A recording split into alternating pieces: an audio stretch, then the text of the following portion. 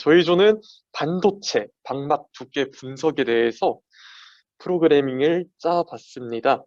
네, 이번에 저희 조가 했었던 것들을 보면은 혹시 그 책 지금 가지고 계신 분들은 어떻게 좀 볼 수 있을지 모르겠지만은 책 뒤쪽에 표지 덮어보시면은 저기 반도체 방막 두께 분석이라 해서 파이토치를 활용한 반사율 스펙트럼 분석이라고 나와 있어요. 네, 이번 장은 아무래도 파이토치라든지 딥러닝과 같은 그런 프로그래밍 돌리는 과정이 굉장히 중요하게 나와 있지만 전 데이터 도메인, 비즈니스 도메인에 대해서 좀 먼저 알려드리고자 네, 이렇게 지금 PPT를 준비하게 되었습니다. 네, 반도체 다들 아시죠? 여기 우리가 삼성 같은데 뉴스 나오는 거 보면은 항상 이렇게 동그란 판 같은 거 하나 갖고 오시는데요. 바로 이런 것들이 반도체라고 합니다. 네, 이 반도체 중에서 공정 중에서 여기 시각 공정이랑 방막 공정 이쪽 시각 네 번째에서 다섯 번째 공정 들어가는 데서 만들어지는 것들이 반도체 방막 그러니까 다섯 번째가 방막이라는데 여기 어떻게 두께를 구하는 것을 저는 알아볼 거예요. 네, 최근에 보니까 뭐 한국에서도 반도체 관련 사업들이 많이 이렇게 늘린다 하더라고요. 뭐 500조 정도가 이번에 또 투자돼가지고 네, 되게 유망한 사업입니다. 네, 실제로 이런 비슷한 과정이 현실적으로 쓰이기도 하면서 네, 되게 재미있는 내용인 것 같습니다. 네, 이번에 저희가 어떤 방식으로 해서 분석을 할 것이냐에 대해서 되게 괜찮은 사진이 하나 있더라고요. 이 사진 같은 경우는 저기 반도체에 필름층이 있는데 이 필름층에다가 빛을 쏴서 반사율, 투과율이랑 그리고 또 저기 반사율 같은 거를 분석을 하면서 어떤 층들이 있는지를 알아보는 프로그램을 짰어요. 이 층이 알고 보니까 이렇게 네 가지가 있더라고요. 처음에는 뭐 원래 있는 반도체가 있다면은 그 위에 이산화규소층, 질화규소층, 이산화규소층, 질화규소층 이런 식으로 하는데 이게 성분들이 다르다 보니까 서로 간의 투과율이 다르겠죠, 그죠? 네, 그래서 각 층마다 달라지는 빛 반사율을 통해서 방막 두께를 예측을 해보도록 하겠습니다. 네, 입사광이 세기에 대한 반사광의 세기를 이렇게 비율로 해서 알 수 있고요. 네, 반사율을 구하는 공식으로는 입사광분의 반사광 이런 식으로 해서 구할 겁니다. 네, 여기 보시면은 이거를 어떻게 해서 평가를 할 것이냐 이걸 또 알아야 되겠잖아요. 이 보면은 MAE라고 적혀 있는데 mean absolute error라고 해서 평균 절대 오차라고 합니다. 옆에 있는 건 평균 절대 오차의 식이거든요. 아이고, 잠깐만요. 네, 이 식이거든요. 이 식대로 해서 제가 샘플로 해서 몇 가지 값들을 이렇게 짜봤습니다. 여기 보시면은 실제값이 있고 예측값이 있어요. 여기 보시면은 예측값이 y 프라임으로 그리고 실제값이 yi.로 해서 나와 있거든요.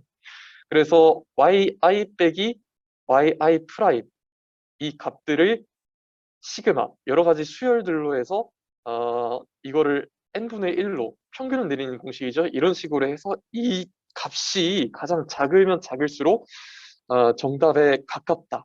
이런 식으로 해서 알아보겠습니다. 이거를 저기 제가 네, 일단 다음 장 먼저 보여드릴게요. 뭐 데이터 분석은 빛이다 보니까 수치형 데이터 중에서 연속형 데이터에 속합니다. 그래서 제가 지금부터 콜랩을 통해서 프로그램이 어떻게 해서 짜여 있는지를 조금 보여드릴 건데요.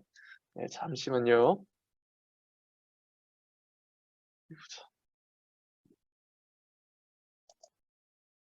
잠시만요, 이게 여기 있습니다. 네, 조금 전에 제가 얘기 드렸던 내용 중에 일시정지 아직 안 됐죠? 네, 알겠습니다. 조금 전에 제가 보였던 내용 중에서 이게 바로 샘플 자료입니다. 이 샘플 자료인데 여기 보시면은 Y1이 실제값, Y2가 예측값으로 돼가지고 조금 전에 그 시그마를 사용해서 수식화되어 있는 것을 이렇게 프로그래밍을 통해서 간단하게 나타낸 것을 알 수 있습니다. 네, 우선은 이렇게 해서 평가를 한다는 거 정도만 이렇게 알아두시고 지금 제가 보여드릴 내용은 데이터입니다. 저희 이 데이터를 보신다면은 여기 정보를 보시면은 데이터가 총 81만 개가 있어요. 엄청나게 많은 수치입니다. 지금 이거 그 CSV 파일 자체만 한다더라도 1.8GB가 나오더라고요. 굉장히 많습니다. 그리고 또 행렬 같은 거 보면은 저희 그 열을 보면은 230개가 있어요. 여기 보시면은 1번에서 4번 열 같은 경우는 레이어의 두께로 해서 이 레이어의 그러니까 두께가 각 층마다 두께가 얼마나 되는지를 나오게 되고, 그리고 뒤쪽에 보시면 여기 0번부터 해가지고 255번까지의 이런 수치가 있습니다. 이런 수치는 저기 그 화장 역수와 반사율 스펙트럼 값이라고 하더라고요. 데이터들이 전체적으로 보면은 굉장히 깔끔합니다. 이게 반도체라 가지고 첨단 기술이라서 그런지 모르겠지만 굉장히 깔끔하게 지금 데이터들이 나와 있고, 어, 알아보니까 뭐 널값도 없고 그런 것들을 보니까 바로 이렇게 그냥 진행을 할 수 있었습니다. 그리고 여기 보시면은 여기 이쪽 항에 보시면은 좀 특이한 사항이 있어요. 어떤 것이냐면은 이번 민값에 보면은 마이너스로 해가지고 나와 있는 것들이 있거든요. 자, 우리가 평소에 보면은 어, 대부분 양수, 그러니까 정수 기준으로 해가지고 양수 기준으로 해서 보는데 여기 있는 음수값이 나오는 거에 대해서 조금 뭐 좀 특이하게 생각을 하실 수가 있는데, 여기 있는 음수값이 나오는 거는 저기 그 데이콘 설명에 따르면 음수값 또한 정상 데이터라고 하니 임의로 처리해보면 좋지 않은 방향으로 학습될 수가 있다고 해서 이렇게 음수값이 있다더라도 그냥 이렇게 진행을 해 봤습니다. 네, 일단 기본적인 데이터에 대한 설명들은 여기쯤에서 마치는 걸로 하고, 저기 전처리 과정에 대해서 저기 박희용 선생님께서 이제부터 설명해 드리도록 하겠습니다. 안녕하세요. 2조의 박희용입니다. 제가 맡은 것은 데이터 시각화하고 전처리 분할을 이제 설명드릴 거예요. 먼저 이제 얘기해 줬던 대로 현재 그 반도체 그 방막 두께가 저희가 자료를 조사를 해봤더니 그 정제를 한 상태더라고요. 지금 무슨 얘기냐면 레이어 1부터 레이어 4까지 전체 두께가 일정하게 10단위로 끊어서 300까지 총 30개의 값으로 나눠져 있고, 이제 나머지 스펙트럼 값은 이제 음수부터 이제 양수까지 해서 일률적으로 이렇게 데이터가 돼 있어서 일단 그 데이콘 책 자료를 보시면 따로 특별히 뭐 결측치도 없고 특별하게 정교화 과정이 필요치는 않다 이렇게 표현하고 있습니다. 일단 그래서 먼저 이제 그래프를 보여드리면 지금 4개의 그래프가 있는데요.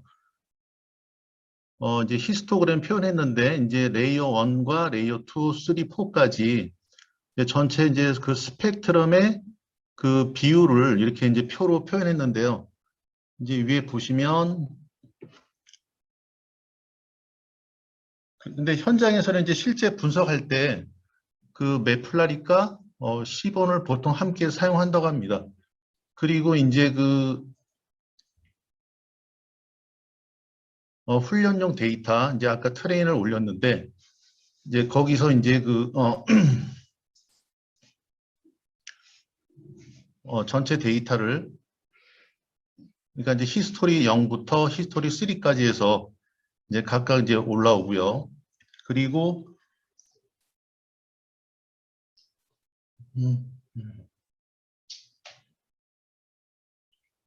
이제 또 하나가 이제 제가 이제 하면서 이제 이제 파악한 내용은 뭐냐면 여기 이제 그 시각화를 위한 축과 크기를 설정한다고 돼 있는데 지금 그 소우 플랫에 이제 2,2의 이제 2행 2열짜리 아까 보신 대로 그 방을 설정하는데 앞에 보시면 F라는 변수가 있어요. 그 다음에 이제 SX라는 변수가 있고 확인해 봤더니 F가 하는 일이 뭐냐면 F가 이제 피규어의 약자로서 이제 프레임의 그 어떤 그 역할 그러니까 이제 네 개의 그래프를 담을 수 있는 방을 설정해 주는 기능을 한다고 합니다. 그래서 만약에 이 F가 없게 되면 밑에 그래프가 제대로 출력이 되지 않는 이제 그런 현상을 볼 수가 있습니다. 그래서 반드시 이 서브 플랫 그 히스토그램을 그릴 때는 그 F 변수를 꼭 넣어줘야 한다는 점, 그거 이제 알아두시고요. 그리고 이제 또 밑에 보시면 그 이제 각각의 분포를 이제 4개로 나눠 함께 찍어 보는데 여기서 이제 그 디스트 플랫 이제 시본과 함께 이제 이 이제 히스토그램을 그리는데 그 이제 KD가 이제 원래 그 여기 밑에 보시면 이렇게 따라서 이제 수치선을 이제 그리게 돼 있는데 실질적으로 얘를 이제 폴스로 하게 되면 이렇게 선이 없어지지만 만약에 이 KD라는 그 밀도 이거 수치선 그 옵션을 아예 기술을 안 하게 되면 두 번째 칸처럼 그러면 그냥 다른 것과 동일하게 그냥 수치선이 나타나는 걸 볼 수가 있었습니다. 그래서 이런 것도 이제 하나의 참고로 알아두시라고 이렇게 제가 표현해 놨습니다.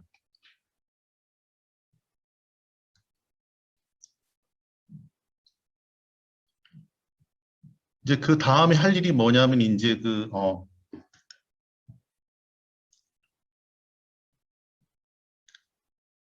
이제 그 랜덤 이제 처리할 수 있는 그러니까 아까 이제 보신 대로 그 스펙트럼 그 반사율이 이제 총 이제 225개까지 있었는데 이제 걔를 이제 랜덤 함수를 써서 이제 각각의 이제 그 히스토 아까 그 방에다가 이제 ILOC 함수를 써서 이제 다 이제 담는 과정이 반복이 됩니다.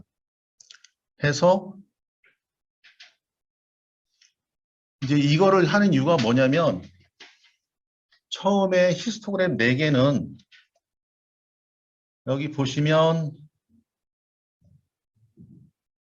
그러니까 이제 그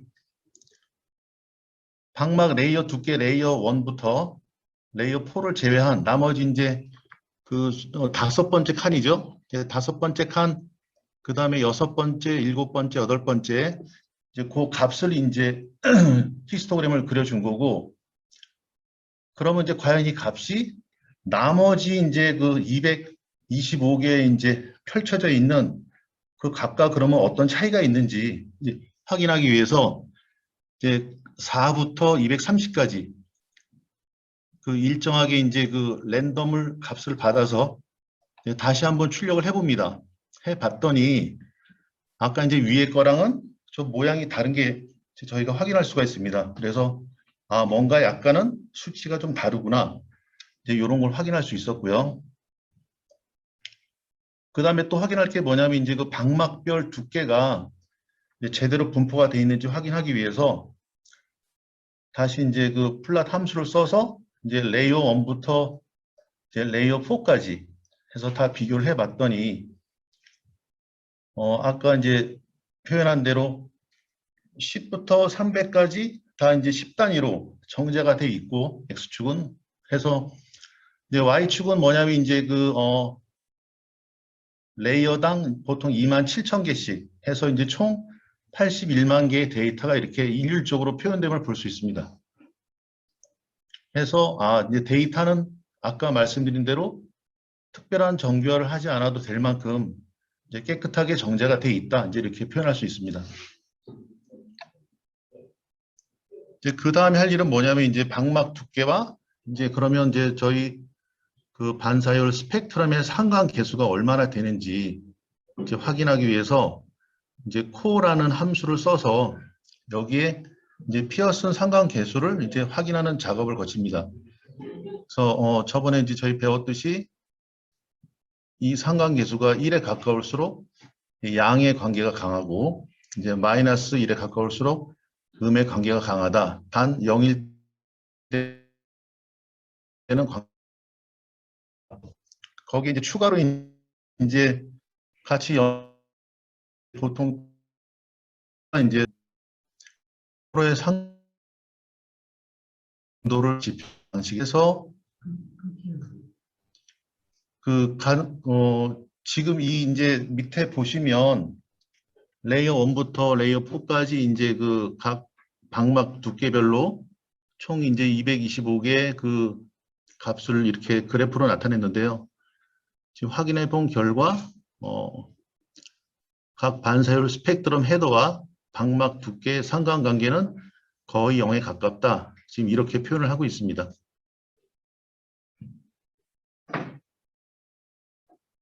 그리고 이제 또 하나 그래서 이제 다시 그러면 그 스펙트럼, 그러니까 반사율 스펙트럼 간의 그러면 상관관계는 어떻게 되는지 이제 확인을 했더니 이제 아래 이제 그래프처럼 이제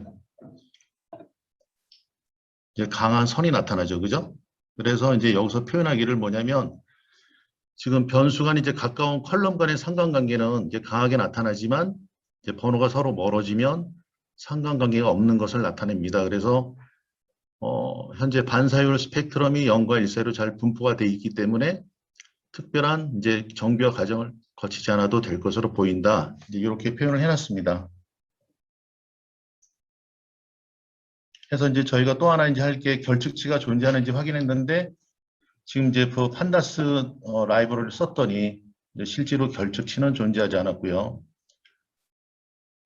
그래서 아무래도 이제 이 작업이 저희가 생소하고 그리고 내용을 잘 모르는 분야다 보니까 나름대로 이제 그 기사를 찾아봤는데 이제 거기 이제 여기 한번 시간 날 때 들여다 보시면 이제 우리나라가 현재 최근에 그 이 방막 두께가 10억분의 1 미리 이하이기 때문에 사실은 이제 이거를 그전에는 뭐 다른 전자 현미경이나 이제 그러한 걸로 체크를 했는데 거기에 이제 오차들이 많이 발생했는데 이제 저희 나라에서 이제 개발한 장비로 그러한 이제 오차를 없애는 그러한 이제 쾌거를 이뤘다고 최근에 얼마 전에 이제 발표가 났습니다.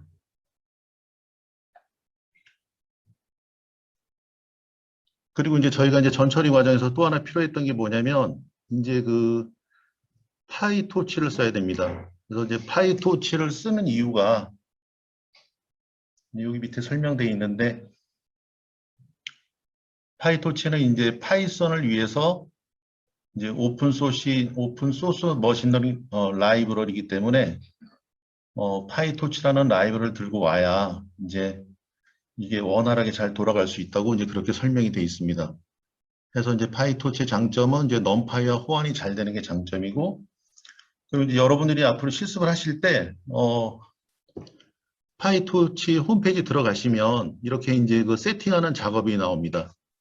그럼 만약에 이제 그 GPU가 컴퓨터에 내장이 돼 있으면 여기 보시면 밑에 이제 그 쿠다를 설정하시면 되고, 만약에 이제 CPU로 갈 것 같으면 그냥 CPU를 지정해 놓으면 요 밑에 그 run this command에서 이 명령을 실행하세요 하고 명령이 뜹니다. 그러면 요 conda install 명령을 그대로 복사해서 그대로 실행하면 이제 그 파이토치 프로그램이 모듈이 깔리는 걸 확인할 수 있습니다. 이제 그래서 이제 파이토치를 이제 설치하고 나서 이제 파이프라인을 구성해야 되는데 이제 사실은 이제 이거 파이프라인을 구성할 때 이제 저희가 애를 먹었던 게 뭐냐면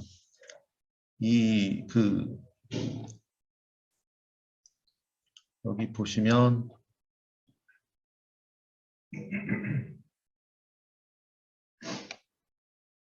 이제 어저께 저희가 이제 파이토치 강의를 좀 들었지만 사실은 이제 중요한 게 보니까 이거 데이터 셋하고 이 데이터 셋 함수를 통해서 이제 데이터 로더라는 프로그램을 이제 불러 들여와야 되는데 이제 이 과정을 이제 나름대로 이제 찾아보고 학습한 결과는 총 3개의 함수가 있는데 이 함수들을 통해서 이제 값을 불러 들어오고 그 다음에 이제 그 파이토치에서 제공하는 그러한 여러 가지 도구들을 유용하게 쓸 수 있다 그렇게 되어 있습니다.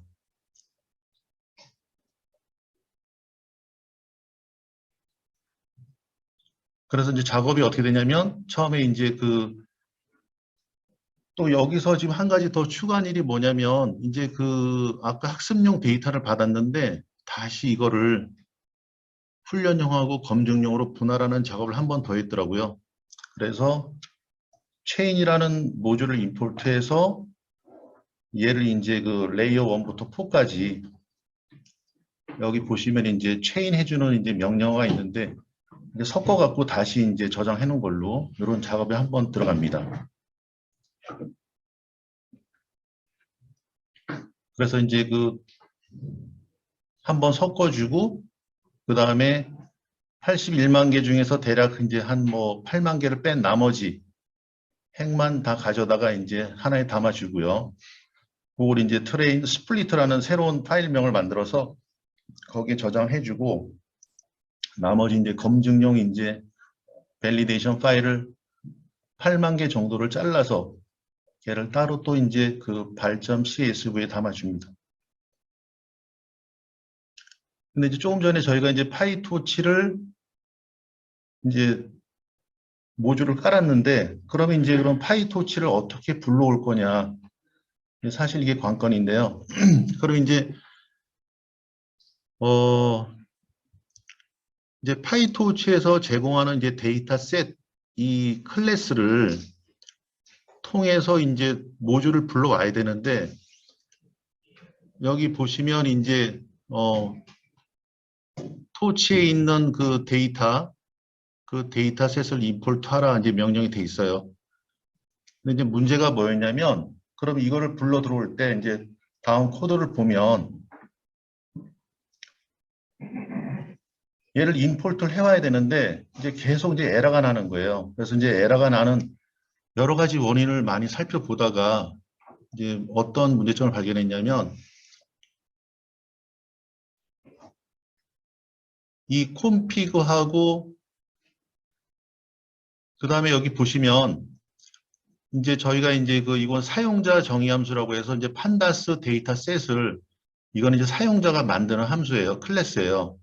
요 클래스를 통해서 이제 데이터 셋이라는 문을 통해서 이제 갖고 와야 되는데 문제는 임포트가 돼야지만 그 문을 통해서 들어올 수 있는데 이제 하다가 발견한 건 뭐냐면 물론 이게 뭐 정확한 건지 편법인지 모르겠지만 이 프롬에서 그 저희 파일이 위치한 이 디렉토리를 패싱을 해줘야만 임포트가 돼서 들어오는 걸 발견했습니다. 해서 이제 여기 보시면 이 문을 통해서 이제 아까 저희가 이제 작업했던 이제 훈련용 데이터하고 밸리데이션 데이터 이제 두 개를 불러드리고 그 과정이 이제 여기 밑에 보시면 이제 생성자 이니트를 통해서 경로를 받게 되고 그 다음에 이제 슈퍼라는 함수를 통해서 이제 협력 클래스 메소드를 이제 호출하는 거고요. 그래서 이제 랭스로 길이를 데이터 크기를 리턴해 주고 해서 이제 get 아이템에서 이제 IDX 번째 샘플을 사용하는 루틴으로 이렇게 이제 선언을 해준 겁니다.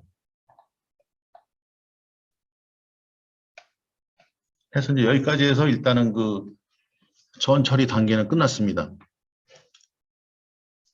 이상입니다.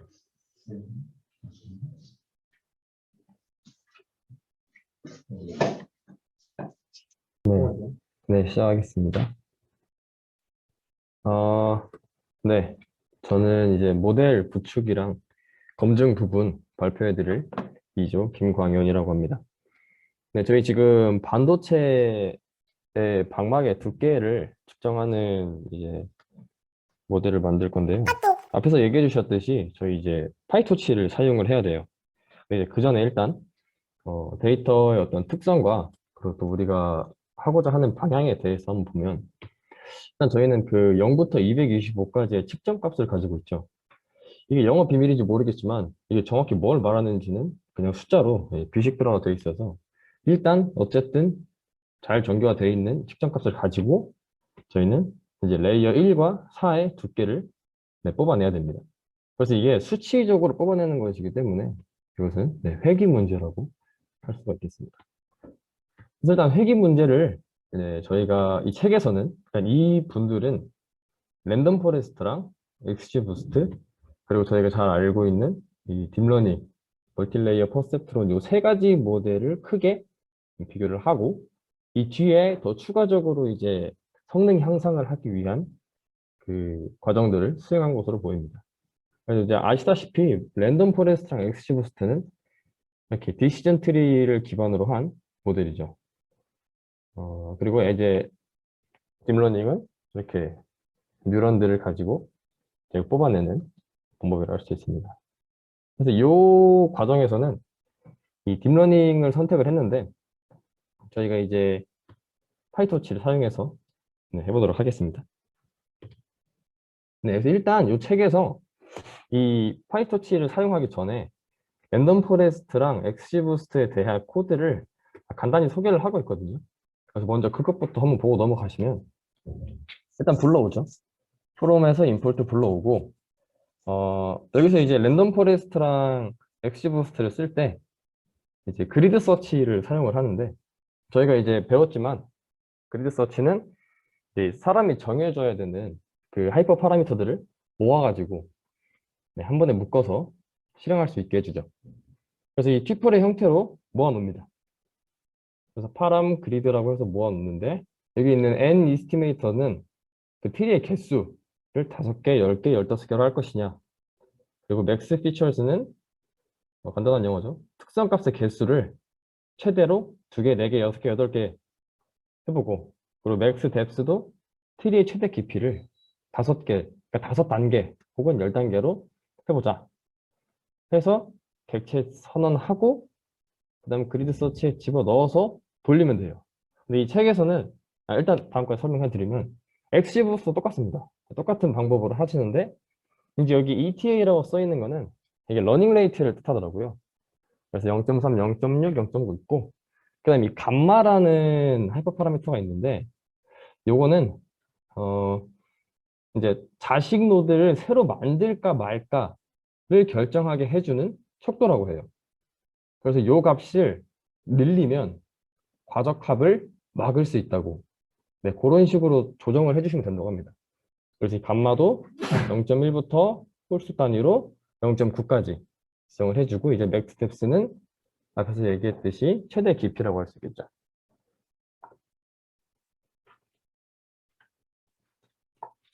그래서 이제 돌리면 되는데, 이제 책에서 요 두 가지를, 이 두 가지 머신러닝 랜덤 포레스트랑 엑스지부스트를 소개만 했거든요.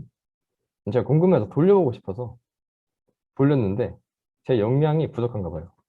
이게 돌리니까 이렇게 무슨 이게 돌아가긴 돌아가거든요. 근데 이렇게 계속 나오더라고요. 그래서 이 부분은 제가 조금 더 연구를 해서 찾아봐야 할 것 같습니다. 일단 책에 나온 대로 가보자면 이 부분 이렇게 소개만 하고 넘어가도록 하겠습니다. 그 다음에 이제 저희가 결정하게 되는 이 딥러닝 멀티레이어 퍼셉트론에 대해서 볼 텐데, 이게 파이토치이기 때문에 저희가 그 전까지 했던 그 텐서플로우랑 조금 달라요. 그래서 그 부분을 조금 제가 좀 설명을 붙여가면서 알려드릴 텐데, 일단 저희가 클래스가 좀 어색하잖아요. 그래서 일단 클래스를 먼저 대충 설명해드리면, 클래스는 이 함수들, 특히 클래스 안에 있는 함수를 메서드를 하는데, 이 메서드를 모아놓은 어떤 하나의 커다란 울타리라고 보시면 됩니다.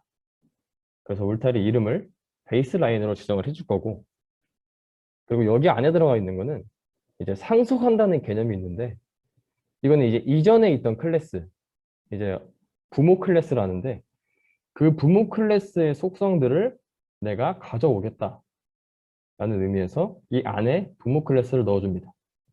근데 이게 NN 모듈이 그 이 파이토치에서 사용하는 그 모든 딥러닝 모델의 어떤 규격이 되는 그런 클래스입니다. 그래서 어떤 딥러닝 모델을 만드시든 파이토치를 사용할 때 이 클래스를 가져와서 상속을 해서 사용을 하셔야 됩니다.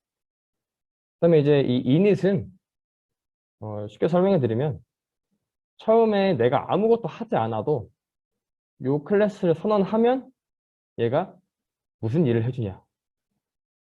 그래서 이 딥러닝 부분에서는 이제 크게 보시면은 여기 밑에 forward 부분 있잖아요. 이 부분이 실제로 돌아가는 부분입니다. 그리고 여기에 필요한 함수들을 이 init에서 다 지정을 해주고 있습니다. 그러니까 처음에 내가 베이스라인을 선언을 하면 이 이닛이 여기서부터 여기까지 있는 이 층들을 지정을 해주고 내가 포워드를 불러서 실제 실행을 하게 되는 그런 구조라고 보시면 됩니다. 그래서 일단 이 슈퍼는 이제 이거는 이제 아까 말씀드린 부모 클래스를 상속을 해올 때 저희가 클래스에서 뭐 오버라이딩이라고 하는 게 있는데 부모의 것을 가져왔지만 자식이 내가 조금 변경을 해야겠으면 좀 변경을 해도 돼요. 근데 이제 그럴 때 변경하지 않고 부모 것을 그대로 가져오겠다. nn 모듈의 속성을 가지고 오겠다. 라고 하신다면 이 슈퍼의 함수를 쓰셔야 한다고. 네, 그렇게 찾아봤습니다. 그래서 일단 저희는 원래는 저희가 파이토치 말고 케라스 텐서플로우 쓸 때는 add 써가지고 쭉 썼잖아요. 근데 이제 가장 큰 차이점은 이 클래스 안에다가 다 집어넣어 놓는다. 이게 이제 가장 커다란 차이점이라고 보시면 될 것 같습니다. 그래서 일단 먼저 그림을 먼저 보시면 조금 이 구조가 이해하기가 쉬워요. 그래서 그림이 책에 그 127쪽에 밑에 보시면 그림 2.10이라고 있는데 여기 보시면 알 수 있습니다. 그래서 여기 이 주황색, 회색, 초록색으로 되어 있는 이 리니어 렐루 베치노말 요거 하나를 이렇게 블록으로 지정을 합니다. 그래서 시퀀셜로 묶어서 표기를 하죠. 이 리니어는 저희가 알다시피 그 ax 플러스 b 네, 그 함수이고요.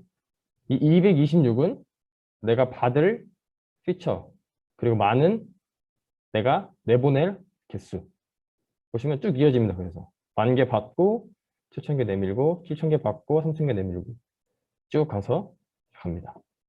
그다음에 저희가 알다시피 활성함수는 렐루 사용합니다.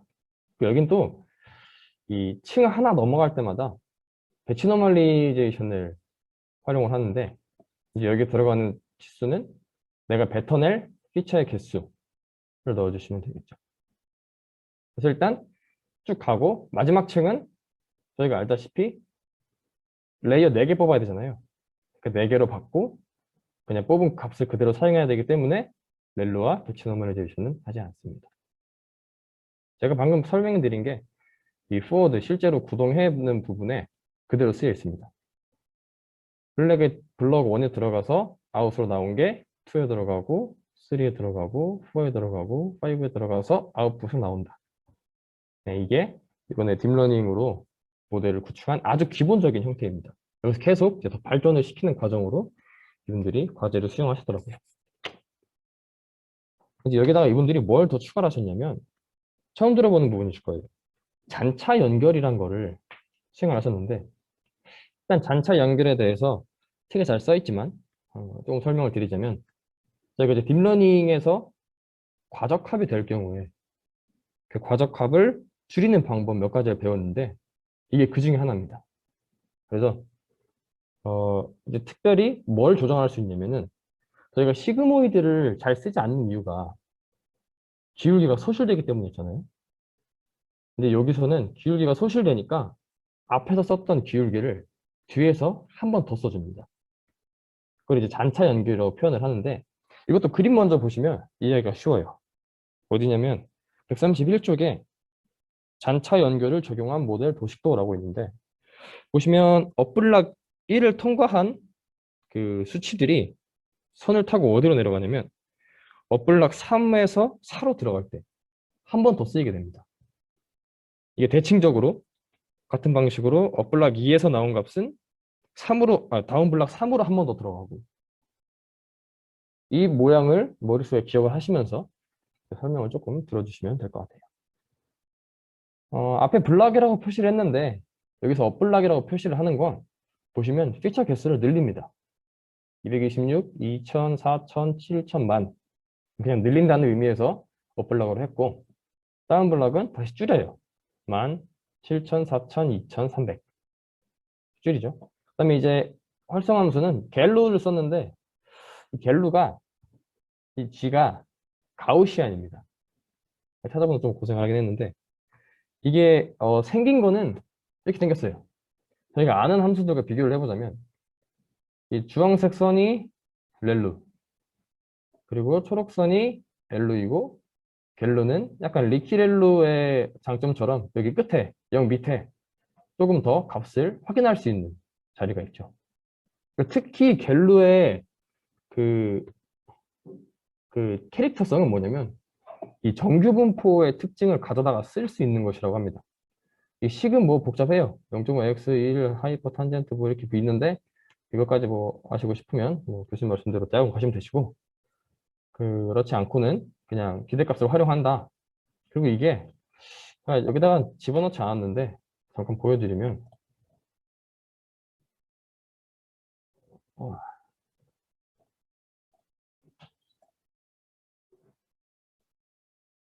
아 여기가 아니고 어, 네 여기 보시면은 이게 아니네요.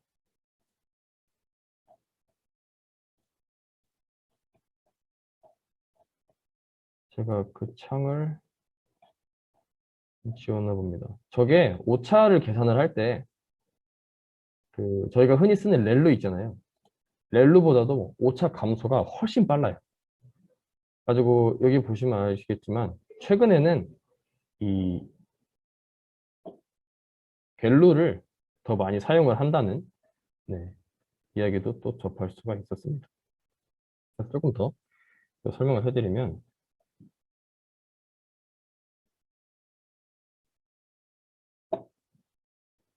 네 그리고 여기는 또 책에서 이 드랍아웃도 쓸 수 있다. 이 드랍아웃도 거저값을 방지하는데 사용할 수 있다 라고 해서 이 이닛에다가 지정을 해줬거든요. 근데 이거 안 써요. 왜냐면 이거 배치 노멀리제이션이랑 같이 쓰면 오히려 학습률이 떨어진다고 하더라고요. 안 쓰는데 왜 쓰는지 모르겠어요. 안 씁니다. 넘어가시면 됩니다. 그다음에 여기는 이제 아시다시피 마지막 층은 활성함수와 배치 노멀리제이션 쓰지 않습니다. 네, 그리고 이게 실제 돌아가는 부분인데 아까 그 그림을 머릿속에 기억하시면서 보면 일단 업블락을 통해서 쭉 지나갑니다. 쭉 가서 피처 값이 늘어납니다. 늘어나는데 여기서 다음 블락 하나를 통과한 값, 이 아웃이 그 다음 다음 블락에 들어가기 전에 앞에서 썼던 업블락 3에서 받았던 이 피처들을 갖고 들어갑니다. 여기 써있는 7천은 이게 왜 대칭성을 가지게 되냐면은 업블락은 피처를 늘렸잖아요. 그리고 다음 블락은 피처를 줄이잖아요. 그러면 개수가 맞으려면 대칭적으로 들어가겠죠. 그래서 7,000개, 4,000개, 2,000개, 그리고 마지막에는 저희가 뽑아야 할 값 4개로 해서 나올 겁니다. 여기 보시면 아까 그 그림과 같은 네, 모습을 갖고 있다고 보시면 됩니다. 최문기라고 합니다. 앞서 저희는 그레디언트 베니싱을 이제 방지하기 위한 잔차 연결까지 진행하여 모델을 구성했습니다. 지금부터 살펴볼 것은 이러한 모델의 성능을 향상시키는 방법입니다. 이때 접근법 중 하나를 비교 연구라고 합니다. 모델이나 알고리즘에 영향을 주는 요소를 한 번에 하나씩 제거해가며 그 요소가 성능에 미치는 영향을 알아보는 방법입니다. 이번에 알아볼 것은 정규화 기법과 활성함수, 옵티마이저, 학습률 스케줄러, 앙상블 기법이 되겠습니다. 아까 전에 이제 광현님이 보여줬던 건데 이제 갤루의 그래프고 이러한 갤루를 파이토치 환경에서 선언한 것을 볼 수 있습니다. 다음으로 찾아볼 것은 이제 계층 정규화입니다. 계층 정규화는 우리가 설정했던 각 레이어들의 아웃풋 값이 존재하는데 이렇게 각 층에서 나온 출력 분포를 정규화하는 것을 말합니다. 그냥 학습을 진행하는 것보다 더 빨리 로스가 감소하고 기존보다 더 낮은 값을 얻을 수 있습니다. 책의 136페이지를 보시면은 표가 자세하게 나오는 걸 볼 수 있는데 계층 정규화가 적용된 상태와 적용되지 않은 상태를 보면은 초기에 154에서 적용됐을 때 60으로 떨어지고 적용되지 않았을 때 85로 떨어지는 것으로 더 빨리 로스가 감소하고 또 최종적으로 F크가 다 돌았을 때 계층 정규화가 적용됐을 때는 6.09가 나오고 계층 정교화가 미적용됐을 때는 20.12개의 로스가 나오는 것을 봐 상당히 효과가 좋은 것을 알 수 있습니다. 이러한 계층 정교화는 화면에서 볼 수 있듯 X의 햇을 씌운 이 수식을 통해서 구현될 수 있는데 각 요소에 따른 X를 이 수식을 통해서 X 햇을 잡고 이 X 햇을 또 웨이트와 바이어스를 잡아가지고 F크가 돌아갈 때마다 학습이 진행되면서 최적화가 이루어지게 됩니다. 코드를 보게 되시면은 이제 레이어 놈이라고 클래스가 선언이 되고 그 안에 이제 처음에 이닛으로 웨이트와 바이어스 그다음에 엡실론이 선언이 되게 됩니다. 엡실론은 여기에 들어가 있는 값인데 이건 하이퍼 파라미터로 이 분산값이 지나치게 작게 되었을 때 이 엑셋이 큰 값으로 튈 수가 있습니다. 그것을 방지하기 위해서 또 분산값이 0이 나올 때 분모가 0이 되는 것을 방지하기 위해서 넣어주는 값입니다. 여기서는 이제 10의 마이너스 5승으로 둔 것을 볼 수 있습니다. 이러한 수식을 구현하는 법으로 여기 for에 나와 있는데 먼저 x 값을 평균을 구하는 방법으로 u가 나와 있고 이게 keep 디민저건이 나오는데 이거는 왜 이러한 식이 들어가냐면은 파이토치 환경에서는 우리가 데이터 로더로 어떤 값을 불러왔을 때 그 값이 텐서의 그 규격으로 값을 다루게 됩니다. 이 텐서는 차원이 존재하기 때문에 이 파이토치 환경에서 제대로 된 계산을 하기 위해서는 이러한 차원이 계속 유지될 필요가 있어서 keep 디멘전이 들어가는 겁니다. 다음 여기 밑에 이제 시그마 제곱을 구현하는 것으로 x에다가 평균을 빼고 파워로 즉 제곱을 넣는 부분이 있고 거기에 이제 평균을 구하는 법으로 이게 이제 분산을 구하는 공식이죠. 그렇게 해서 이제 s가 들어가고 여기 베리언스가 들어가고 루트 제곱근이 들어가는 것으로 이제 분모를 구하고 x-u로 분자를 구해서 이 x 햇을 저희가 구현할 수 있게 됩니다. 이렇게 해서 이 식을 구현한 것을 리턴 값을 보면은 웨이트가 주어지고 그 안에 바이어스가 주어지는 것으로 이렇게 저희가 학습할 수 있는 어떤 리니어 레그레션 그 상태가 될 수 있게 된 거죠. 그 다음으로 넘어가서 이렇게 정규화 코드를 확인하고 이것이 어떻게 모델로 적용되느냐를 보면은 기존 스킵 커넥션 모델에서 이 부분 레이어 놓은 부분이 초기에 추가가 된 것을 볼 수 있습니다. 이것을 제외하고는 정확하게 이제 업 블록 들어가고 다음 블록 들어가는 구조는 전부 동일한데 여기 초기에 레이어 놈을 줌으로써 계층 정규어가 선언이 된 것을 확인할 수 있습니다. 다음으로 추가 실험을 보는 것은 이제 옵티마이저와 스케줄러 조정인데 스케줄러란 이제 처음 보는 개념인데 일정 에포크마다 손실값 또는 정확도를 기준으로 학습률을 조정하는 것을 말합니다.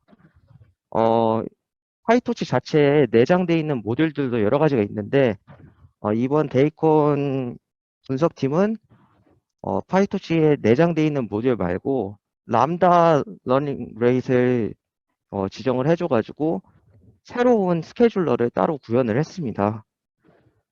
그것이 이제 이런 그래프로 나오는데 여기 보시면은 여기 웜업 준비 단계가 존재합니다. 준비 단계에서는 일직선으로 진행이 되다가 상승이 하다가 이제 그 준비 단계가 지나면은 이런 그래프를 따르면서 이 순간순간 러닝 레이트를 조절하게 됩니다. 이것을 어떻게 코드로 구현했느냐를 보시면은 먼저 판다스 데이터셋으로 이제 데이터 값을 가져왔습니다. 텐스 형태로 반환한 것을 볼 수 있고요. 아래로 내려가서 이제 스케줄러를 구현하는 곳이 있는데 이 부분들은 이제 다 파이토치가 기본적으로 가지고 있는 모듈들을 말합니다. 그래서 이 부분은 이제 저희 데이터 모델에서 쓰진 않고 가장 아래쪽에 있는 이 부분이 저희가 쓰는 스케줄러입니다. 이제 코사인 형태로 돼 있는데 하드 리스타트라는 거는 이렇게 그래프가 반복된다는 것을 말합니다. 그래서 코사인 형태에서 반복되는 것이 존재하고 그것이 웜업 준비빔까지 존재한다라는 게 이제 현재 스텝에서 웜업 스텝까지 이게 현재 스텝이 작으면은 리니어하게 존재하고 이 값이 그 F마다 스텝이 존재하는데 이 스텝에 따라서 값이 쭈루루룩 적용이 되다가 이 특정 값이 높게 되면은 0으로 반환이 됩니다. 즉 이렇게 진행이 되다가 여기서 0이 되고 다시 여기로 돌아가는 식으로 이제 주기적으로 이게 러닝 레이트이 조절된다는 것을 말합니다. 마지막으로 이제 아까 그 곡선 부분을 구현한 것이 이쪽 파트라고 볼 수 있는데, 이거는 이제 논문이 나와 있는 이제 수학적인 요소라서 그냥 받아들이시고 이제 코드를 복사해서 쓰시면 되겠습니다. 다음으로 이제 TQDM은 이제 몇 번 앞서 다른 조에서도 말씀했듯이 이제 에포크를 통해서 딥러닝을 구현할 때 그 진행률을 나타내는 모듈이라고 할 수 있고 여기 토치 옵티마이저에다가 아담 W를 볼 수 있습니다. 아담 W는 저희가 주로 쓰는 거는 아담인데 이런 아담이 SGD와 비교했을 때 일반화의 관점이 성능이 뒤떨어지는 것을 이제 수학적으로 증명이 됐다고 합니다. 그래서 그런 아담의 일반화 성능을 향상시키는, 보충해주는 모델이 아담 W입니다. 네, 이런 L2 페널티 관련해가지고 뭐 가중치를 새로 항목이 추가되었다고 하는데 이게 수학적으로는 잘 이해가 안 돼가지고 그냥 이러한 요소가 있어서 아담 W를 사용했다고만 알아주시면 될 것 같습니다. 그 다음에 이제 이거는 다 하이퍼 파라미터인데 임의로 다 지정을 한 겁니다. config라고 하는 거는 그냥 각각 이제 항목들, 그 값들을 따로 입력하지 않고 미리 다른 외부 모듈에다가 저장을 해놔가지고 그거를 그냥 임포트햄으로써 약간 파인 튜닝을 위해서 이렇게 지정해 놓은 겁니다. 그래서 각각의 값을 보면은 러닝 레이스는 초기로 10의 마이너스 3승이 지정돼 있고 엡실론은 10의 마이너스 6승이 지정돼 있고 에포크는 100이 지정돼 있고 배치 사이즈는 2048이 지정돼 있고 웜업 스텝은 2000이 지정돼 있습니다. 근데 이제 실습 시간에 이제 딥러닝을 돌리는 데 있어서 시간이 너무 오래 걸려서 이제 코드에서는 이제 4로서 임의로 수정해서 모델이 돌아가게 되겠습니다. 트레인 패스는 이제 그대로 패스 잡아주는 요소였고 트레인 데이터셋은 이제 앞서 데이터 전처리의 단계에서 보여줬듯이 판다스 데이터셋을 이용해서 우리가 파이토치 환경에서 사용할 수 있도록 값을 로드하는 그런 부분이고요. 트레인 데이터랑 밸리데이션 데이터를 각각 이렇게 로드한 것을 볼 수 있습니다. 토탈 스텝은 트레인 로더에다가 에포크를 구해서 전체 스텝이 몇 개나 되는지를 나타내는 수치인데 이거는 스케줄러에서 요구하는 수치여가지고 이렇게 따로 구한 겁니다. 이렇게 해서 전체 모델을 정의하면은 스픽 커넥션 모델이 되고 이것이 입력값 그리고 나가는 출력값이 됩니다. 입력값은 저희가 그 데이터에서 봤듯이 0부터 225까지의 그 반사율이 나타내고 마우값은 각 레이어의 두께를 말하게 됩니다.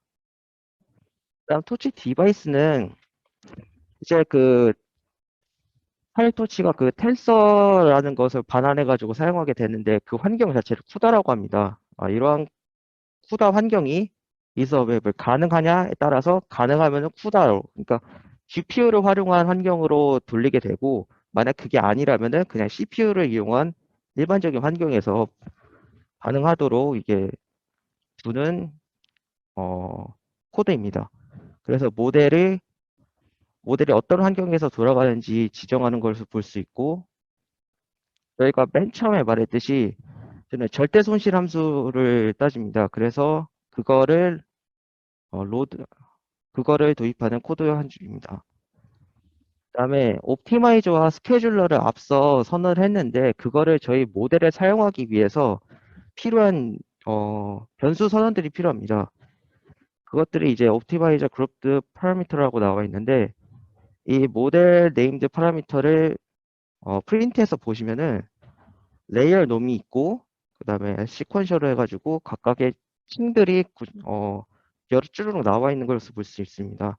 즉 이것이 저희 모델에 관련된 파라미터이고 그것들을 이렇게 정리해서 대입하는 것으로 옵티마이저와 스케줄러를 저희 모델에서 사용할 수 있도록 변수를 선언하는 것입니다.